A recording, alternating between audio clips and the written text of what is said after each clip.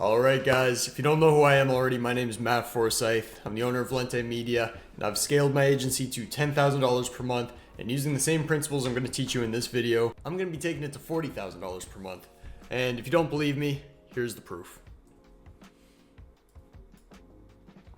As you can see here, I'm just going to refresh. And yeah, this is from just last 3 months. As you can see, not many leads were pumped into the system.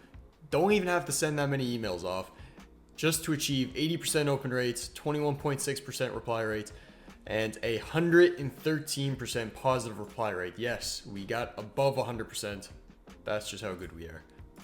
So if you want to learn how to do this and so much more, you are going to need to optimize your campaign. And there's a few different ways you can do this, but most people get it wrong. So today I'm just going to be teaching you how you can do that. We're going to cover everything from who you target, where to get people, how to add custom variables using Clay, building out your email copy, and as well as actually managing your inbox. So without further ado, let's just get right into it. So this is our standard operating procedure that we use for campaign optimization. And at first you have to understand the principles. So you always want to start on level 1. It's like Maslow's hierarchy of needs. You have to satisfy the stuff on the bottom part before you can advance and go up. So at first, you want to be satisfying these. You want to make sure you are targeting the right niche. You want to make sure you are targeting a hungry audience. Your offer must be good. They must be aware of the issue that you are trying to solve. And ideally, you should be niched down enough where you know the exact type of business that you are targeting as well.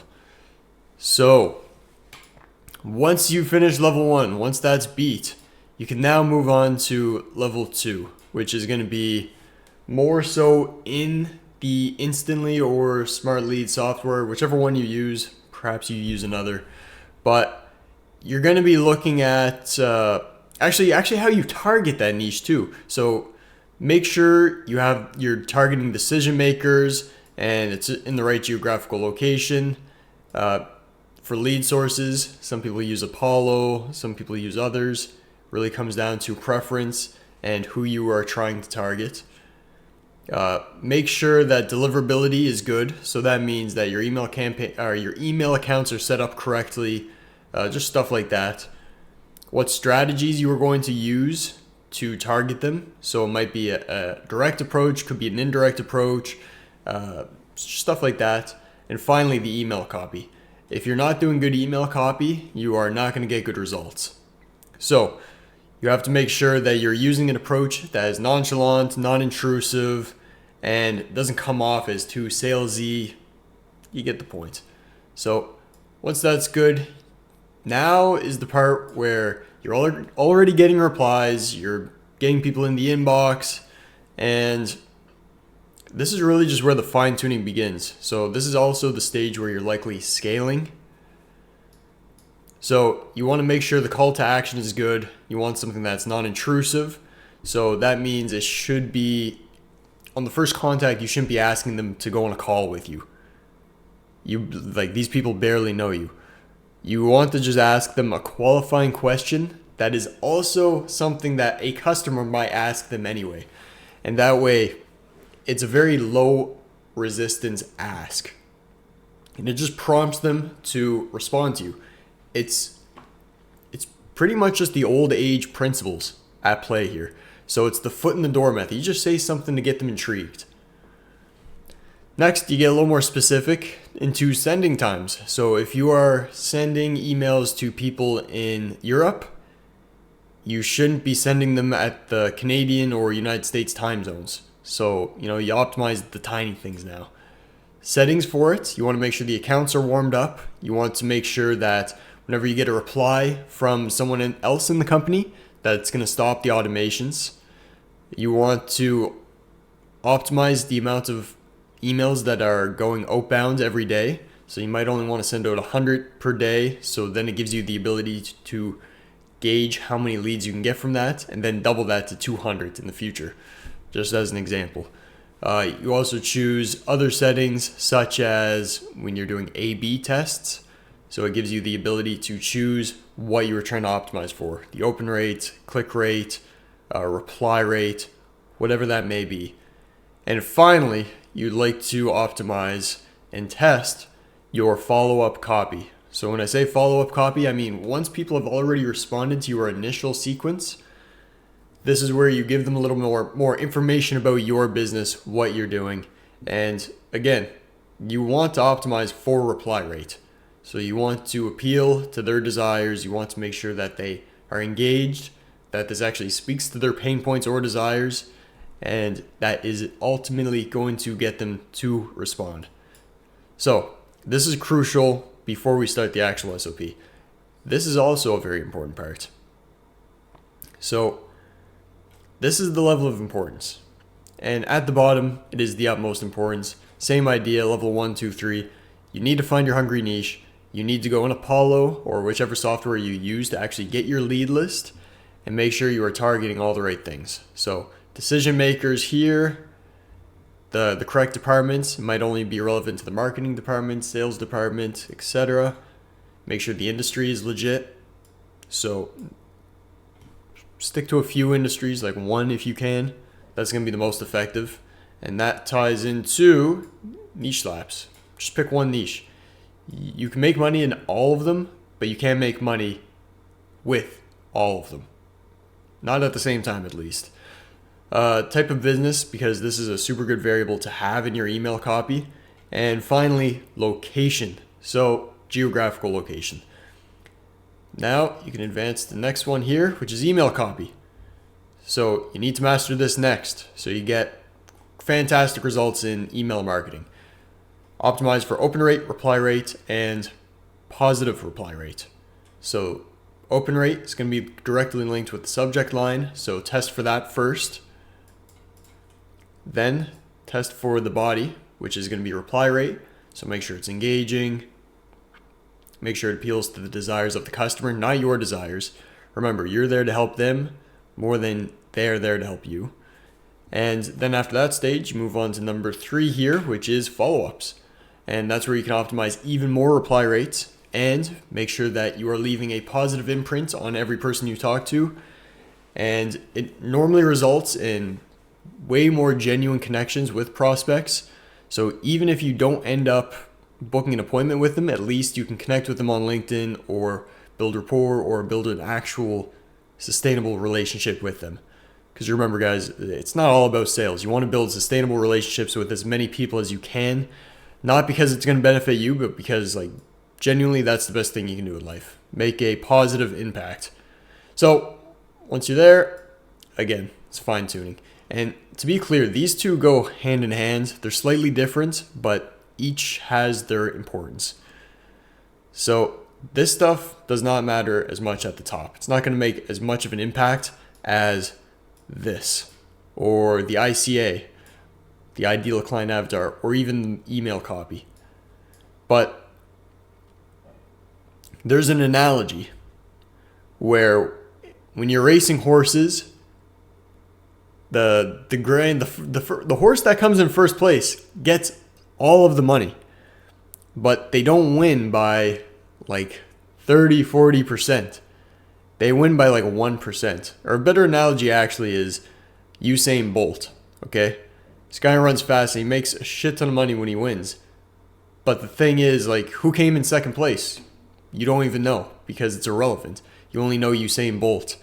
But the thing is, it's not because Usain Bolt is 100% better than the guy that came in second. He probably only beat him by 0.1 of a second. So the fine tuning makes all the difference. Even though it's less important, the tiny changes can make all of the difference in actually getting the prospect, getting the scheduled appointment, getting that close.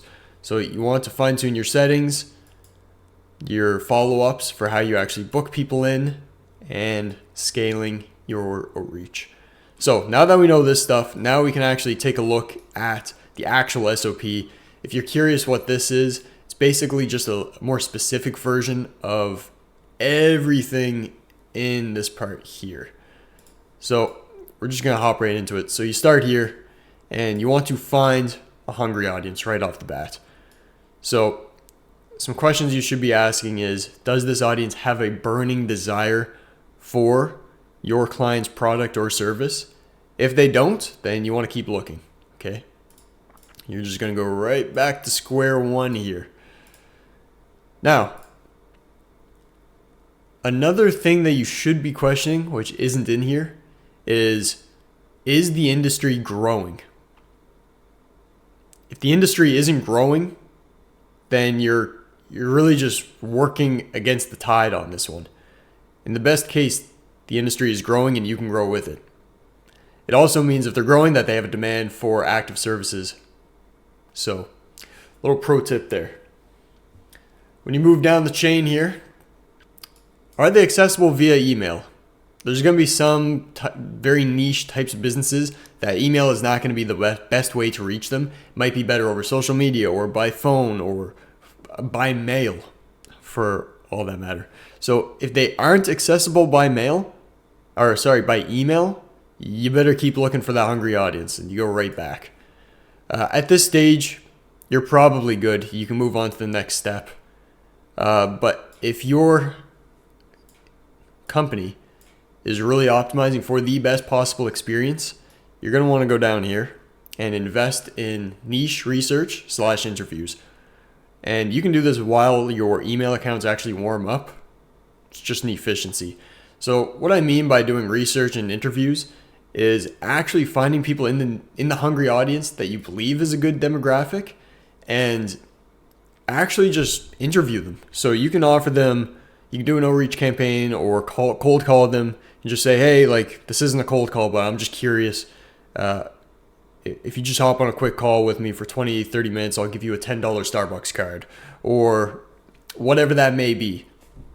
This is going to result in you being able to target the right audience right off the bat way more effectively because you're going to ask them on those calls about their pain points, their desires, what they would respond best to, a bunch of stuff like that. And at the end of the day, as a fail-safe, I always like to say, go back to the campaigns that you've ran in the past that have actually been successful and take a look at the demographic that you targeted and analyze why was it so effective. Most times, 9 times out of 10, you're just going to find out that, hey, the audience had a burning desire for the product or service. They were in a growing industry and they had a genuine need for it. They were a hungry audience. So once you advance, now you need to find that target demographic, that ideal client avatar you have in your head, and you need to translate that into an actual lead list. So we do this through Apollo.io. And when you're doing this, you want to ensure the accuracy or else it's going to hurt everything else in your campaign optimization, but you want to verify with the company section. So what I mean by this is in the company section of Apollo, you can just go through manually and check all of the companies and make sure they are relevant to the people you are trying to target. Then and only then is when you advance to the actual people. And then you can decide who you are targeting. So for most times, you want to target the decision makers. So that's going to be the CEOs. It's going to be people in the C-suite, maybe the VPs. You get the idea. We typically target and test in smaller batches. So this is specific to our agency. It might be different for yours, but batches of 150. And from there, we can normally derive enough information and enough data to tell if it's going to be beneficial to export more of that same type of audience into our campaign. Of course, if all else fails, this is the fail safe here. You know what to do, but chances are you're good to go and you can advance. So this is something that once you are refining your agency, you're going to want to use Clay. So you can use more variables that are more accurate and more precise. It makes your emails more personalized, and it ultimately results in a increased open rate, increased reply rate, and an increased positive reply rate. So use Clay. Depends on the needs of your campaign, of course. It depends on what your email campaign or your copy actually looks like. But popular ones that we use are company name normalization and company specialization. but it depends from company to company. Once you get that, you can move on to email copy. So you want to make sure that your email copy is actually beneficial, it doesn't sound salesy, and this is how you do it.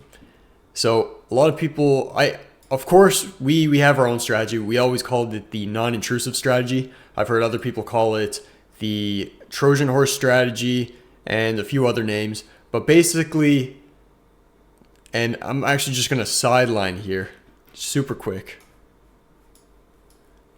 But when you are doing email marketing, you want to appeal and you want to solve for the desire of the person or the prospect that you were talking to.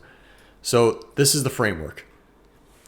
Every client, and a matter of fact, every person in the world has their own issues and they want to feel important / great. When think about it for yourself. You're thinking about your own business, you're thinking about all the problems you have right now, you're thinking about how can I do this? How can I make this money? I'm dealing with a client right now, I got to fix this for them. You're not thinking about that company that just reached out into your inbox.